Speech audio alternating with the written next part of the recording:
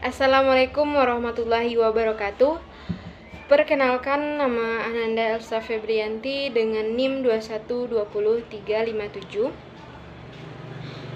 Akan mempresentasikan makalah kelompok Ananda yang mana untuk memenuhi salah satu tugas ujian akhir semester mata kuliah Sosiologi Pendidikan yang berjudul dan makalah ini berjudul Pendidikan Karakter.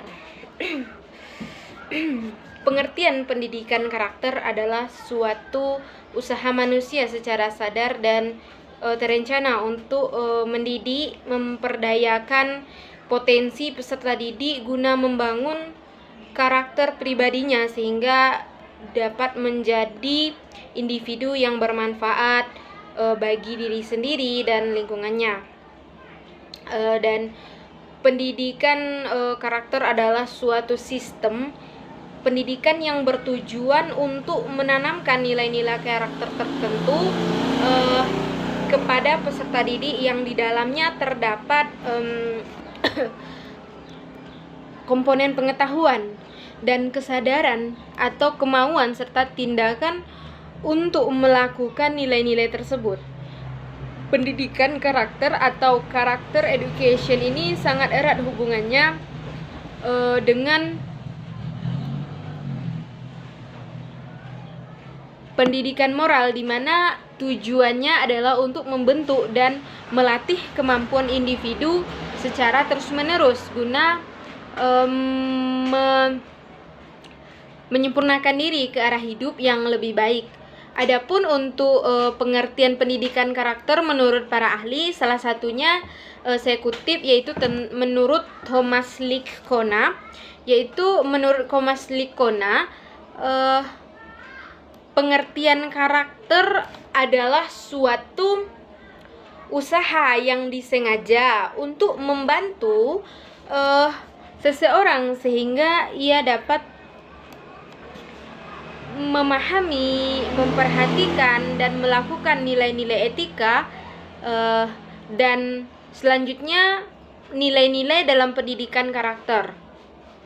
Ada beberapa nilai dalam pendidikan karakter. Yang pertama, religius, sikap dan perilaku yang patuh dalam melaksanakan ajaran agama yang dianutnya, toleransi terhadap pelaksanaan ibadah agama lain, dan hidup rukun dengan pemeluk agama lain. Selanjutnya, jujur, perilaku yang didasarkan pada upaya menjadikan dirinya sebagai orang yang selalu dapat dipercaya dalam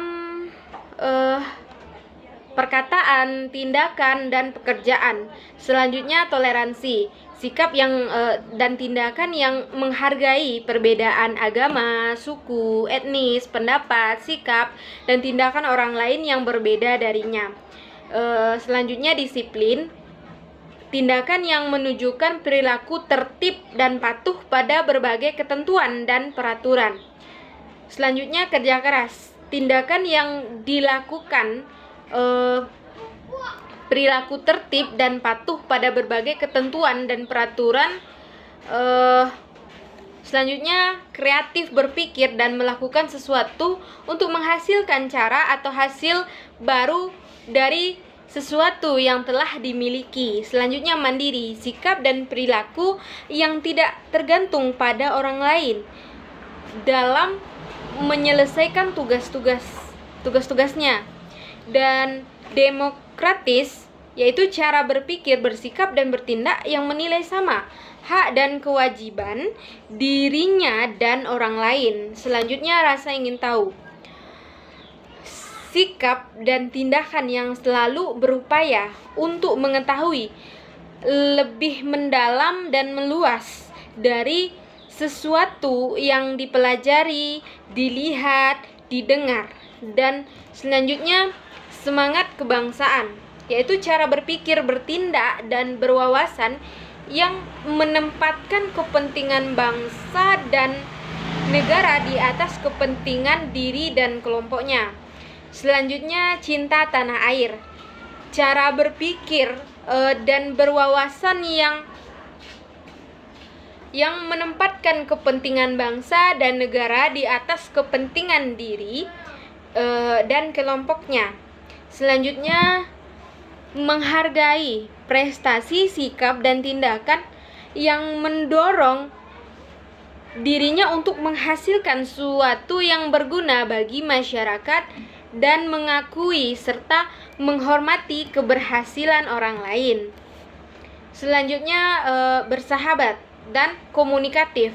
Sikap dan tindakan yang mendorong dirinya untuk menghasilkan sesuatu yang berguna baik untuk masyarakat dan mengakui serta menghormati keberhasilan orang lain.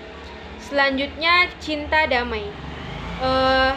Sikap dan tindakan yang mendorong dirinya untuk menghasilkan sesuatu yang berguna bagi masyarakat dan mengakui serta menghormati keberhasilan orang lain.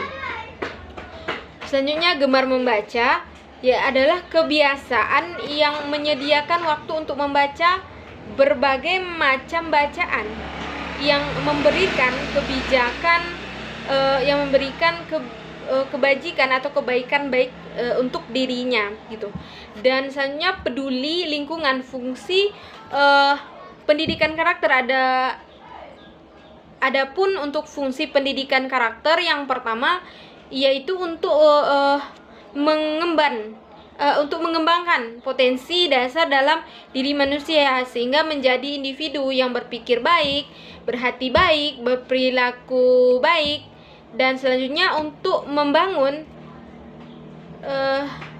dan memperkuat perilaku masyarakat yang multikultural. Selanjutnya, untuk membangun dan meningkatkan peradaban bangsa yang kompetitif dalam hubungan internasional. Karakter education seharusnya dilakukan sejak dini, yaitu sejak masa kanak-kanak. Pendidikan biasanya dilakukan ini di lingkungan awal, yaitu lingkungan keluarga, selanjutnya masuk kepada tingkat sekolah dan lingkungan, serta memanfaatkan berbagai media belajar. Dan strategi pembelajaran karakter yaitu ada beberapa. Yang pertama itu strategi inkulkasi nilai, yaitu budi pekerti, nilai hidup manusia yang sungguh-sungguh dilaksanakan bukan karena sekedar kebiasaan, tetapi berdasarkan pemahaman dan kesadaran diri untuk menjadi baik, dan nilai-nilai yang didasari dan dilaksanakan sebagai budi pekerti, dan hanya dapat diperoleh melalui proses yang berjalan sepanjang hidup manusia. Dan budi pekerti didapat melalui proses internalisasi dari apa yang dia ketahui, yang membutuhkan waktu sehingga terbentuklah karakter yang baik dalam kehidupan manusia. Dan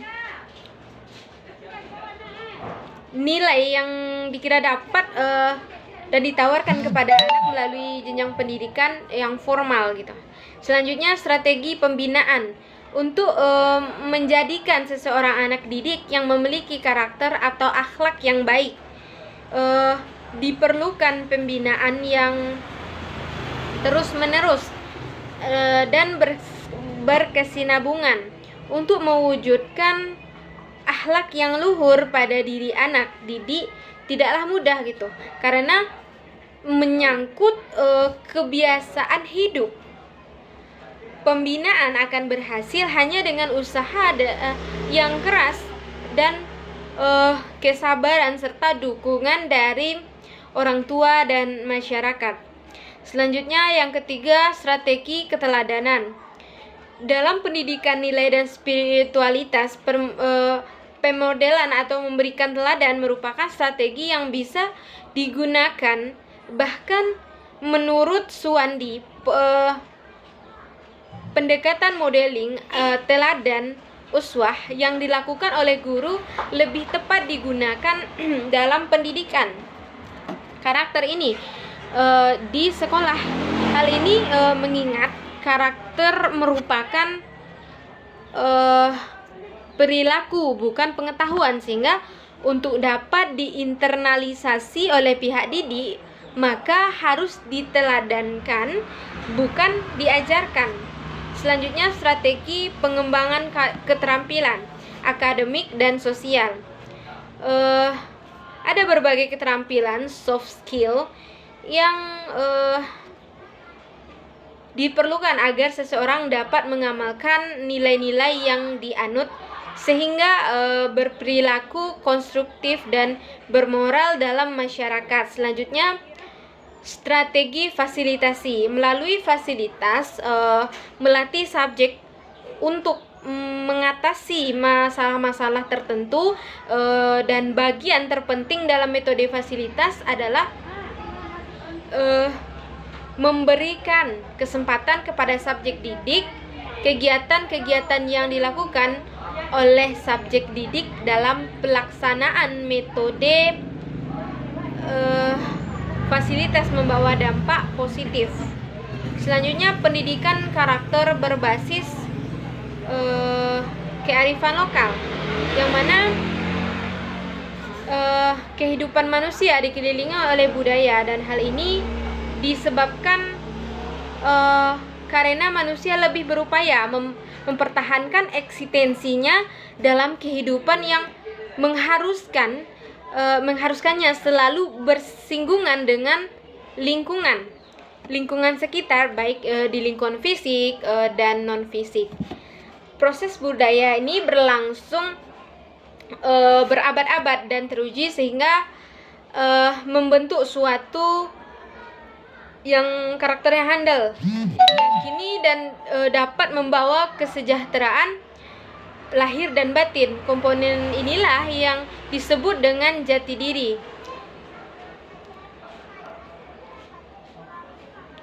Hanya itu yang dapat saya sekian penyampaian presentasi makalah kelompok 11.